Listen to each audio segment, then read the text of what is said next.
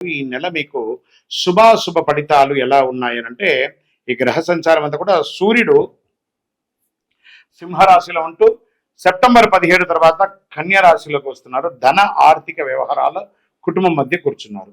బుధుడు కన్యలో బలంగా ఉన్నారు కాబట్టి వాణిజ్యం విద్యలో చాలా అనుకూలం అని చెప్తున్నారు. శుక్రుడు సింహంలో ఉండడం వల్ల ధనం, స్త్రీలకు గౌరవం పెరుగుతుంది, సమాజంలో మంచిది అని చెప్పబడుతుంది.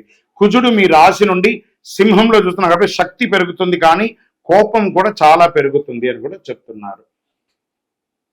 గురువు మిథునంలో గోప్య లాభాలు, కొత్తగా నేర్చుకునే అవకాశాలు చాలా ఉన్నాయని ఇస్తున్నారు.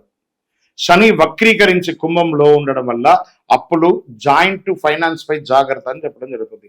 రాహు కేతు మీనంలోను కన్యలోను ఉన్నారు కాబట్టి విద్యార్థులకి, ప్రయాణికులకి జాగ్రత్త చెప్పారు.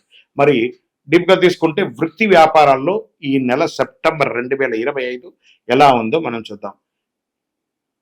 సాఫ్ట్వేర్ రంగం, ఐటీ, నాన్ ఐటీలో ఉన్న వాళ్ళకి వేతనాభివృద్ధి పెరిగే అవకాశాలు ఉన్నాయి. కొత్త బాధ్యతలు వచ్చే అవకాశాలు ఉన్నాయి. స్ట్రెస్ కూడా పెరుగుతుంది. ఒకానొక సందర్భంలో ఉద్యోగం కాస్త ఇబ్బంది కలిగే అవకాశాలు కూడా ఉన్నాయి. విదేశాల్లో ఇదే ఐటీ రంగంలో ఉద్యోగం చేస్తున్న వారు కూడా చాలా జాగ్రత్తగా ఉండవలసినటువంటి నెల.